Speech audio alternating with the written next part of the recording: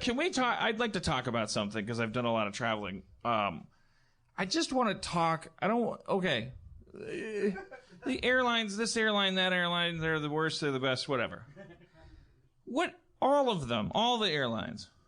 What the fuck is going on? What is our relationship supposed to be with that fucking seatbelt sign? What is it supposed to symbolize? What does it mean? Like, the more questions you ask, the more data you gather, the more experiments you do, whether it's getting up when that thing's lit, or waiting for it to turn green, or having a conversation with one of these people. Like, it's like all the truth that just comes to light is like, well, okay, if we had it our way, you'd always be sitting.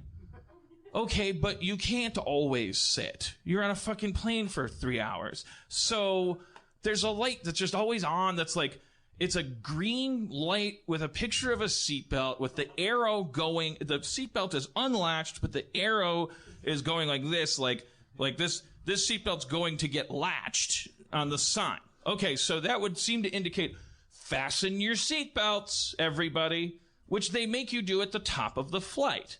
They never turn that fucking thing off, ever. If you ever have to take a shit, like, they don't, you just get up and you're like, you know, it's always random, the interaction you have. They're like, we'd like you to sit. And so if you really have to take a shit real bad, you go, I gotta take a shit real bad. And they're like, well, I have no legal right to stop you. Yeah, they're not allowed to, if you want to get up, you can get up. And you can go do it. But they are legally bound to say, we don't advise it. We can't say you should. Yeah, so expressing that with a sign that's like just a thing that's lit up, like that's just Boy Who Cried Wolf, because it's just like, okay, so I'm just going to ignore everything that you do, like, because, like, what is this? My sign problem on planes is that there's the sign for the lavatory, and it's a man and a woman, and the woman is designed as there's a man and a woman standing in between. There's a sink in between them, right? As on a pedestal, and I thought that was a toilet. Yeah, or it's a little sink kind of thing. It's a basin. It's a basin in the middle on a pedestal.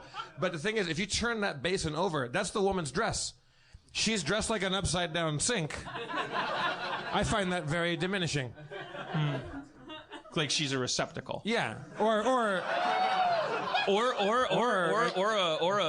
agent of hygiene. I don't know. Maybe they're cleaner than us. Like, look, next time, look at that sink, and then look at the woman. She's just an upside-down sink with a head on top of it. They don't know what they're doing on these things.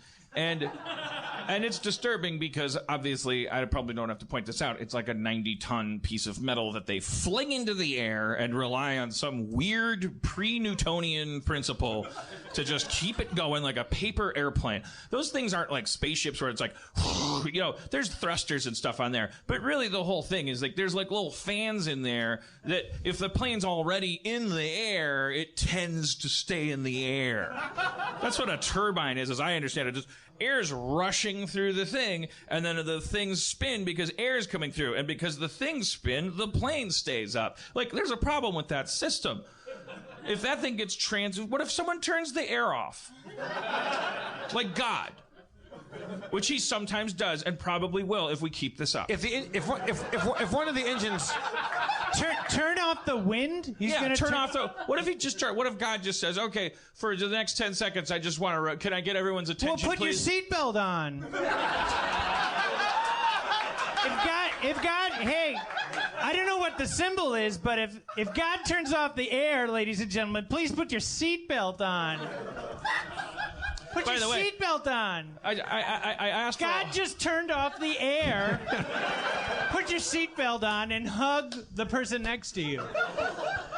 Well, that's what I'm saying. It's an ungodly thing getting on these things, and people are dying all the time, and it's just like we don't pay any attention to it. We're just like, do you think the guy in the cockpit has a degree in this shit? Like he I don't know. I don't think so. I think he's wearing like a little Captain Crunch outfit, and like I from my experience, like the average person is an idiot, like just the average person, because the average IQ is 100. Yeah. Do you want a 100 IQ man flying your plane or lady?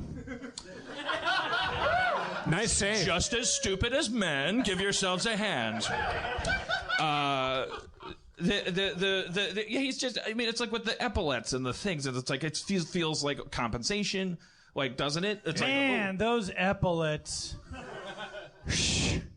Wow, those epaulets are really bringing me down, man. I just don't believe the way I. What is the thing about the why the epaulets though? What? There's no function there. Yeah, what's up with those epaulets? Because if they dressed the way that they only the level that they needed to, you'd be even more freaked out because he would look like a Time Warner cable guy. So they have to look true. We're more comforted when they dress like Captain Crunch. We think, okay, we this want guy, that, yeah. This guy. I want more of that. Like if a guy with like 2 sets of epaulets came on, I would be, holy shit, we got a really good pilot here. And they kind of do like a good cop bad cop thing. Yeah. Like if the stock is wavering, they're like, we got to amp this up. Let's do scenario 7. So it's like a guy comes on with epaulets and he goes,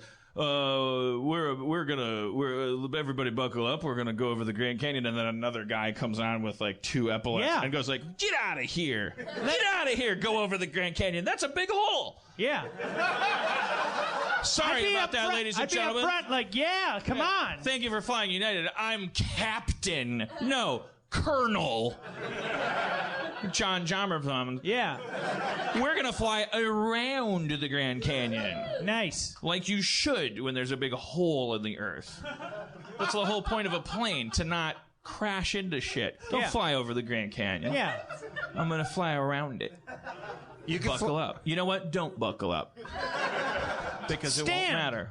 Turn the light off. Do jumping jacks. Take 2 iPads, plug them both in, and rub them on a laptop, and do little Elvis kicks. Because if I'm doing my job right, that's what you can do. Because that's what rich people do when they get in their private jets. They don't have seatbelts on. Let's make an OK Go video right now.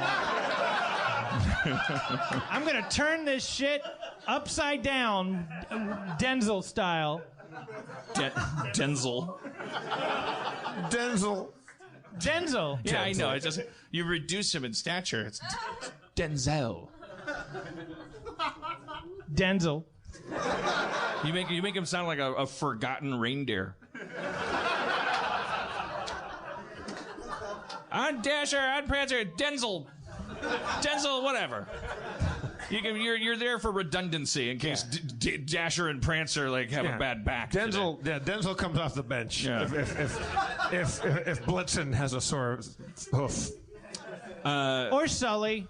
Hey, so